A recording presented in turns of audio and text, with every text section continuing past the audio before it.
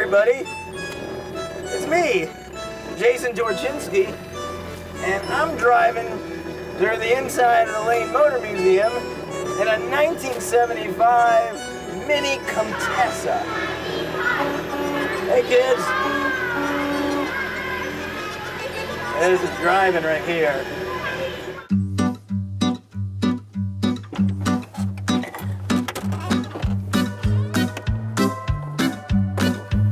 This is a 1975 Acoma Mini Comtesse. It's a fascinating little car built in France as part of their Sans Permis movement, which was a set of regulations that would let pretty much anybody, and I mean pretty much anybody, drive a car. You could be 14 and drive one of these. You could be drunk and have tons of DUIs and drive one of these. You could be a drunk 14-year-old whose plans include a lifetime of alcoholism, and know you can always drive one of these Sans Permis cars. Now, the reason the French made this law was to allow more mopeds, really, because if you look at all the restrictions placed on these cars, this category, they could only be 50 cc's in power and engine size, and you had to be able to power them with your foot as well. You had to pedal them, which everybody in the government thought that's going to mean mopeds. What they didn't count on, though, was ingenious drunk French engineers who figured out how to take the requirements of a moped and somehow expand it into one of these insane, austere little cars. That's actually why I'm wearing this ridiculous jumpsuit. I'm wearing it because I felt it was the closest analog to what this car is conceptually. There's nothing to tuck in, it's easy to move around in, it covers you, it can be warm or cool, you can unzip it or zip it. It just makes a lot of logical sense. But when you wear it in the real world, you look a little bit like an idiot. And that's kind of what happened here. So your interior construction, of course, is very porta potty-like. Same materials, same stuffy feeling inside. If you habitually urinate in the seat, it'll be no different at all from being in a drivable porta potty. You've got a very basic dashboard. You've got a little steering wheel here.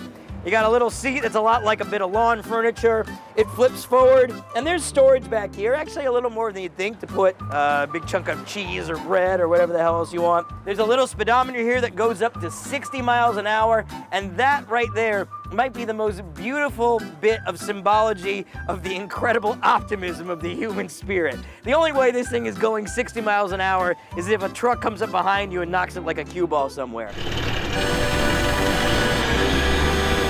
All right, we're here on the real road, and I've got it floored, and I'm doing maybe 10. This thing is not quick. Let's take our little turn here. There we go, yeah. The steering is remarkably direct, like insanely direct, because you're basically got a chain drive from this wheel to the engine unit, which is kind of mounted on the front wheel. We're about to go up a hill here. Oh my God. Floored up. This is a mild hill. Oh wait, I felt that gear kick down. Oh, now I'm tearing ass. That squirrel can barely keep up out there. He's breathing hard. Yeah, eat it, squirrel. All right, now I'm going downhill, leaning into the turns, letting those third and fourth and fifth wheels do their job. Although as these cars pass you, it is a little alarming. A GMC Yukon just went by, and I swear all I saw were wheel lug nuts zipping by. And of course, there's no seatbelt in this thing because I think they made a decision, like either spend the money for a seatbelt or just have the front and rear bumpers serve as pallbearer handles, and you can just get buried in this and just skip the middleman entirely. Because if anything hits you with this, you may as well just call it. Just, you know, you're done. Just bury you right in the Mini Comtesse. Give it a spray paint of maybe gold paint. Oh wow, oh God. Oh wow, railroad tracks are no joke at this thing.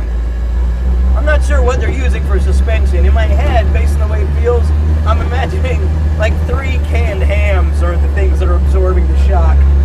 That's kind of what it feels like. Oh crap! Holy wow! That was exciting. Man, my whole body is slick with sweat. Of course, I also was the idiot who decided to make an interesting point by wearing this ridiculous jumpsuit. And now I'm being punished for my hubris in thinking that point was even remotely worth making. Because now it's just become like a, oh crap. Oh, I've stalled. Come on, Comtesse. Comtesse? Oh, you're honking at me? Really? I could use the pedal. Oh, God. Oh. All right, that pedal's a joke. Well, I was trying to go up this hill, and the Comtesse decided she'd had enough, and she stopped, and I can't start her again. And in an act of beautiful optimism, I tried to use the pedal, and it was not happening. Come on, start. Yeah! Oh my God! Oh, that was the most terrified I've been at 2 miles an hour. I like how every time I come to the lane, I find a new way to be terrified, going so freaking slowly. So after spending some time with the Mini Comtesse, I've come to realize the Mini Comtesse represents what's available to you car-wise when you are completely out of options. There's something to be said for looking at your worst possible outcome right in its yellow headlights and trying to come to grips with what that means. And now that I've done it, I think I'm okay with it. It's terrible in a lot of ways, yes. It's hot inside like the stinkiest of miserable porta-johns, yes. But it's still a car. So if this is the worst that can possibly happen to me, bring it on. The road and this car talk like a pair of... Y'all good? One or two things that talk an awful lot. What do you tow this thing away with? Kid on a big wheel? With them. Those two things, too.